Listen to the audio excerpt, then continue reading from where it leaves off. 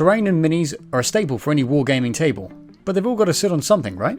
Whilst the table surface will always do the job, it takes away from some of the glory of the painting work that you've done on your minis and your terrain. So in this video, we're going to be looking at building a rollable, textured battlemat that's storable and looks great on any tabletop. Let's scorch this earth and raze it to the ground for the roll.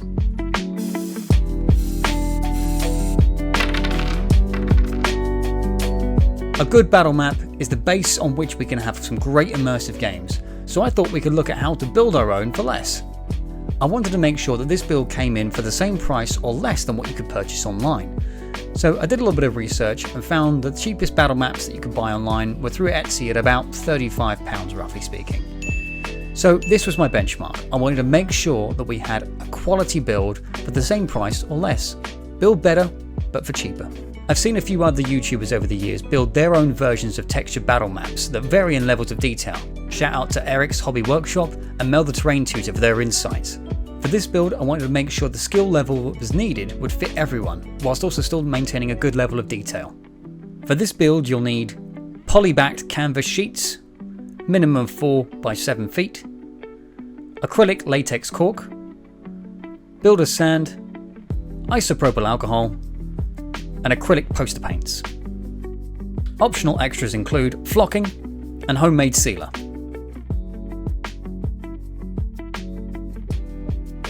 I've bought a large 3m by 4m canvas sheet that will allow me to create multiple battle maps from it, but the minimum size you'll need will be at least the same dimensions as a full-size board. The first step and challenge of this build is to find a space big enough for you to roll out your decorator's poly-backed canvas. Living in the UK, it's a bit of a challenge for me, but I managed to find space outside of my garden. Make sure that the laminate side of the canvas is face down. I'm using 40k rules as my game board size, so that's 60 inches by 44 inches. So in this instance, I want to be roughly adding an extra 2 inches for each measurement to allow the bleed, the same way a printer would do. Take the new measurements of 62 inches by 46 inches and cut the canvas to size using a pair of scissors, and then tape this down to your preferred surface using duct tape. Stretching out and taping down the canvas will reduce any crease lines from when it was packaged. Using an old paint tray or container, mix the acrylic latex cork, builder's sand, acrylic paints, and a little isopropyl alcohol together until you have the consistency of an easily workable paste with your desired colour. The builder's sand will act as a texture material as well as a ballast to keep the mixture together, whilst a little isopropyl alcohol will thin down the consistency just to make the texture spreadable onto our canvas. I like to get a rough idea as to what my board would end up looking like by drawing out my basic design and layout as to what I had in my head. Spread the mixture evenly across the canvas sheet using either a paste spreader or a gloved hand. We want to make sure that we have a nice and even level to the mixture spread, as we still do have to put down terrain on the map, and having a nice and even surface is important. For me, I'm having some road sections as I said earlier on, so I've added a little bit more black paint to my mixture to simulate asphalt. I've gone over the edges with the scraping tool just to create those hard lines between the two different texture colours.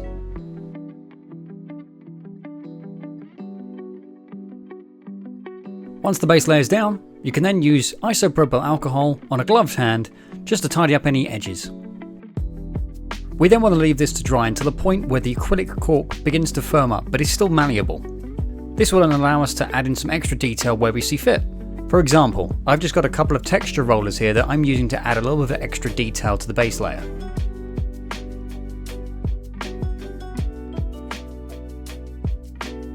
If you're having roads on your battle map like I am, you can then create a quick stencil to use a stippling effect with a brush and some white paint just to create some markings on the road.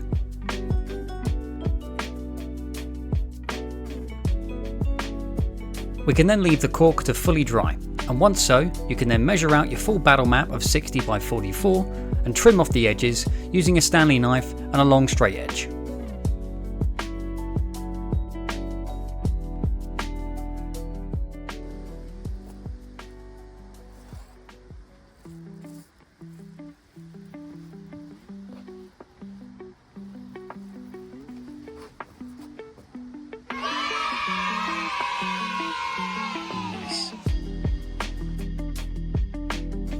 We can then enhance the detail that we made with the rollers by adding a black wash to all the lighter areas to create some contrast. This will really bring out the dirt and grime of a war-torn area. We can then mop up any excess black wash that's sitting on the surface by using a paper towel.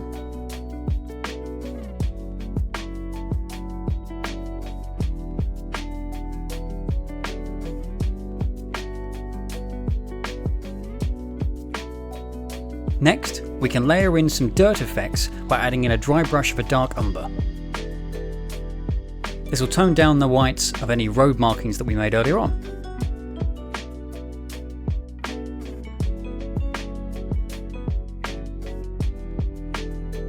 We can then take another pass with a grey and a white dry brush across the concrete or asphalt areas just to again enhance more detail.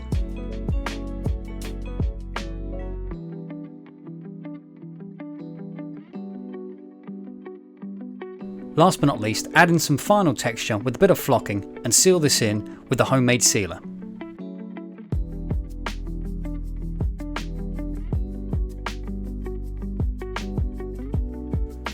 The isopropyl alcohol inside the sealer breaks down the surface tension of the water element, allowing it to then creep into the crevices by using capillary action.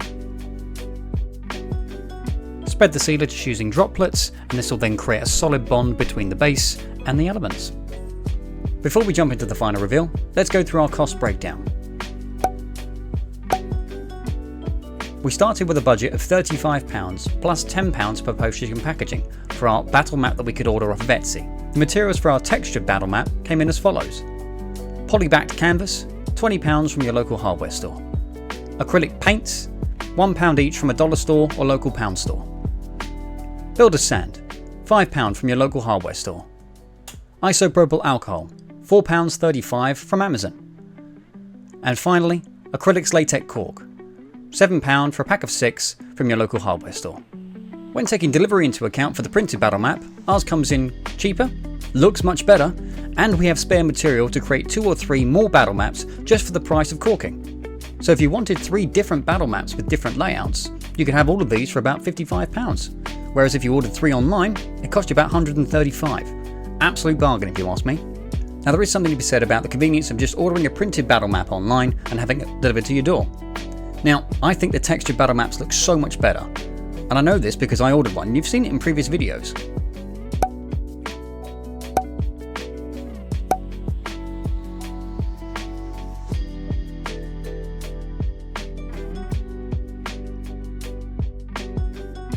So now that we know it's cheaper and it looks better, let's see how it looks on the tabletop.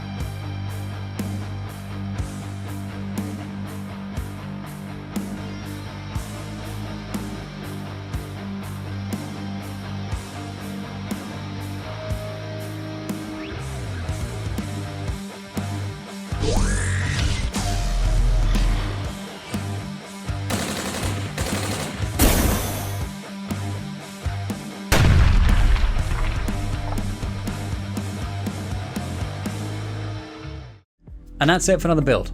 Let me know what you think in the comments below. If you could also click those like and subscribe buttons as well, that will really help the channel grow to another level. And if you've enjoyed the content, I'm sure so will others. If you really like the content and you'd like to help the channel grow even more, I also have a Patreon page that starts at just $4 a month. The link for which is in the description below. A huge shout out to the channel producer, Danny H, and all the other Patreon members. I couldn't do this without you, and your support means the world to me. Once again, thank you for watching, and I hope to see you next time.